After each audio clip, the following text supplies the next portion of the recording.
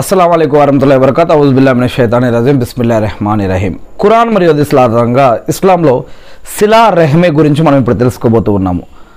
సిలా రెహ్మే అంటే మెరుగైన సమాజం, ఉత్తమ బంధుత్వ హక్కుల యొక్క రక్షణ మరియు ఏర్పాటు మరియు వీటి గురించి ఇస్లాంలో ఏం చెప్పడం జరుగుతుంది. ఇస్లాంలో అల్లాను ఆరాధించడం, అల్లా చెప్పినట్టు జీవించడం మొదటిదైతే కనుక, రెండవది సిలా రెహ్మే మరియు బంధుత్వ సంబంధాల తెగదెంపులకు దూరంగా ఉండండి అని ఖురాన్లో అనేక వాక్యాల్లో తెలియజేయడం జరుగుతుంది. దాంట్లో ఒకటి నాలుగవ సూరాలో మొదటి వాక్యం. మరియు బంధువుల యొక్క హక్కును వారికి ఇస్తూ ఉండండి అని చెప్పడం జరిగింది.